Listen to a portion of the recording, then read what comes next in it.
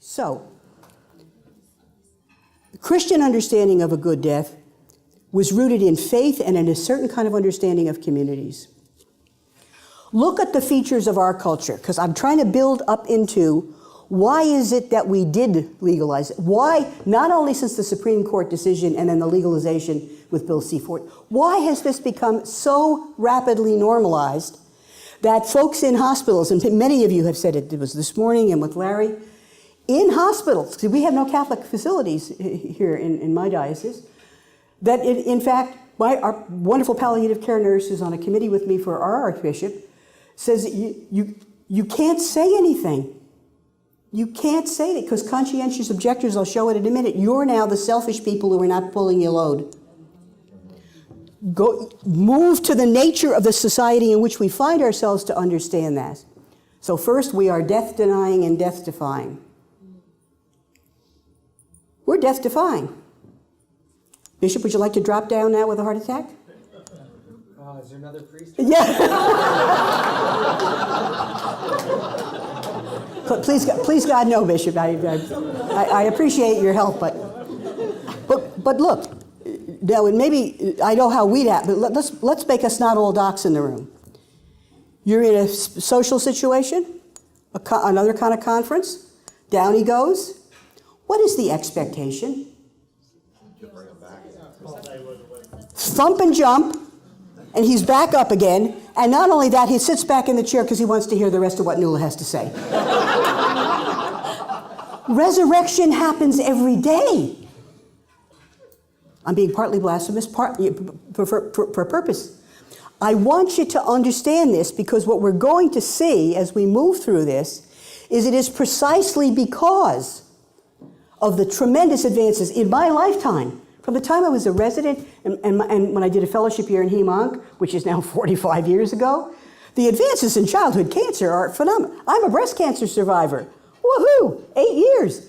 I'm grateful to have been a doctor. It's a great ministry. I was happy to help.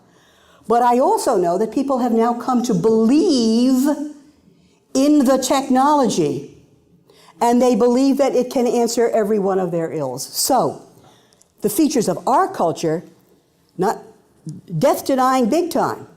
Don't talk about it. People who won't do advanced care planning, who won't talk about the goal of palliative care. We talk about everything else, including private things that you think you should keep to yourself. Death denying, death defying. We clearly post-Christian, rejection of the worldview. My experience of the past 25 years in public discourse for lots of things, national, federal, whatever, as we were Judeo-Christian basic values in laws and policies. We became more pluralist, rightly so, as we became less dominant by the Judeo-Christian ethic. But we were respectful of a number of perspectives. You know where we are now? It is my firm belief, and I have lots of experience of this, if you are identified as a person who comes to speak on an issue from a religious perspective or with a religious background, you're the one who's biased. Not the person who formed their opinion from Oprah and the most recent social tweet. So what we have is rejection of the worldview, corruption of discourse, the language. That's a whole morning that I can do a session on. Invite me back and we'll do this. But language is crucial. Language not only expresses what we believe, but it shapes our belief. So even mercy killing, the right to die. I'm sorry, I'm not giving you that right. You cannot die. I'm not giving you. What are we talking about?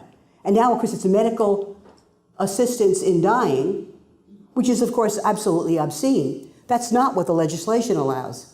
What the legislation allows is medically assisted death.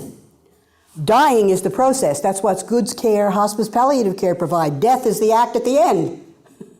So, corruption of language, individual rights, choice, and control, valued more than anything else, and belief in technology to fix everything.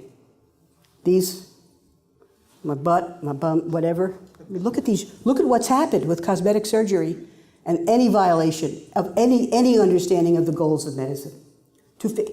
Pop a pill for anxiety. Belief in technology to fix all ills, so of course, we have a medicalization of suffering and death of the legalization of MAID. So my journey with all of this began because at the time, up to the Supreme Court decision, there had been a lot of work. The Canadian Conference of Bishops has, as we saw the attempts at legalization, constantly written things that in fact became important for me, and I became the ethics policy advisor to the Catholic Health Alliance of Canada and learned something about those folks who were in Catholic hospitals in this country and dealing with this issue. Then as we saw what was happening with the Supreme Court decision and knew it had to be legislated, our focus was exactly, Larry, what Christian Medical Dental is. Whoa, this is something that's going to happen now. Let's protect the conscience of those persons who in fact believe that this is wrong. And also, and Dr. Keljan this morning said this beautifully, in a way that understands the complexity of conscience, that it's wrong not just because I do it, but that there are ways in which my participation in facilitating it being done is wrong, because I don't think conscience is an individual matter alone. So, what we did was exactly the same thing. We focused on the assumption, because the Supreme Court decision, and by the way, the preamble to Bill C-14, both say no doctor will have to do this. They both say that. Yeah? We presumed that there would be conscience protections for individuals and for those who work in faith-based facilities for the facilities. Were we ever wrong? We worked on clarifying issues using the moral principle of cooperation, a long-standing Catholic moral principle. And it's the prudent moral reasoning in the long-standing Catholic moral tradition is wonderful. It does mean that issues about referral and transfer of care, how and when are some of those things actually complicit with evil, are complicated issues on which there's some differences. The point is that we knew we had to study them, and we had to study them as moral issues. And we did that. We got one of the best experts in North America to come and assist the ethics network of the Catholic Health Alliance, and the bishop who is our liaison was with us through all of this.